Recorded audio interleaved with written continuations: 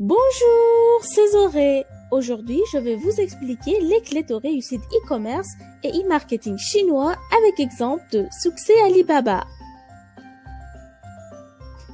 D'abord, on va présenter les facteurs essentiels de lancer toute direction dans un projet e-commerce, puis on va expliquer quelques bonnes raisons de succès des Chinois en e-commerce et à la fin, une petite explication sur le site Alibaba.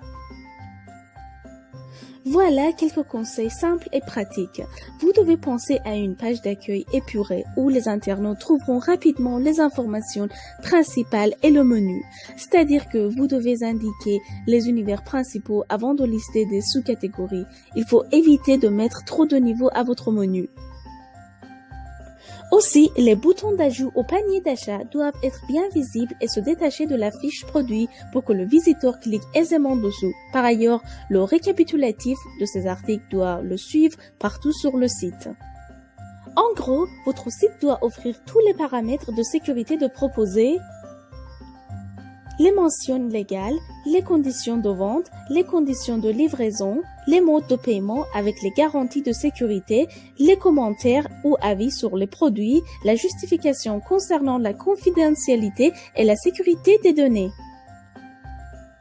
Aussi, des fiches produits convaincantes, car sans vendeur pour conseiller le visiteur, ce sont vos fiches produits qui doivent vendre. Pour assurer le succès de votre e-commerce, elles doivent comprendre toutes les caractéristiques du produit, les conditions d'utilisation, mais aussi des conseils pour aider l'internaute à choisir.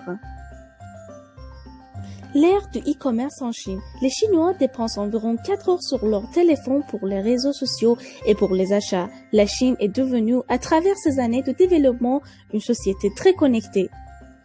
Les économistes parlent de cashless society pour décrire la Chine actuelle. Les Chinois n'utilisent pratiquement plus de monnaie. En 2017, 77% des paiements se sont effectués par le mobile en Chine. En Chine, du marchand de légumes aux boutiques de luxe, tous ont adopté ce système de paiement. Le rythme de la consommation est conservé à un niveau élevé et le fait d'acheter matin et soir devient même une habitude. Il y a même des mots chinois créés pour mettre l'accent sur cette tendance à consommer excessive, duoshudang. Duoshu signifie littéralement se couper la main. Le mot décrit ces personnes qui achètent trop fréquemment. Ils ont même une sorte de Black Friday sur Internet. Chaque 12 décembre est événement commercial lancé par la plateforme Taobao. Les consommateurs s'attendent à avoir des promotions et se préparent à l'avance pour faire leur achat ce jour-là. Les boutiques et les marques présentes sur cette plateforme peuvent demander à participer à l'événement. Grâce à Jack Ma, fondateur d'Alibaba, les paysans chinois font fortune dans l'e-commerce. Voici un exemple. Un paysan raconte: lorsqu'un ami m'a fait découvrir l'e-commerce, j'ai tout de suite trouvé cela génial. Je n'y connaissais pas grand-chose en informatique, mais j'ai investi dans un ordinateur, acheté 4000 yuan de marchandises et j'ai ouvert une boutique sur Taobao. C'était pour vendre les articles de randonnée fabriqués dans les usines de la région. Les autres villageois trouvaient cela vraiment bizarre et ne comprenaient pas à quoi mon frère et moi travaillions jour et nuit. On n'a rien gagné pendant 3 mois, mais on s'est accroché, raconte le paysan, et il ne le regrette pas.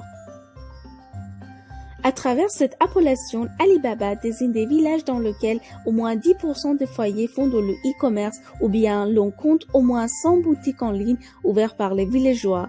Le tout pour un volume annuel de transactions devant dépasser les 10 millions de yuan par an ou égal 1,3 million d'euros. Pour avoir plus d'informations pour faire votre propre boutique en ligne, contactez cet email zoré.irman@gmail.com.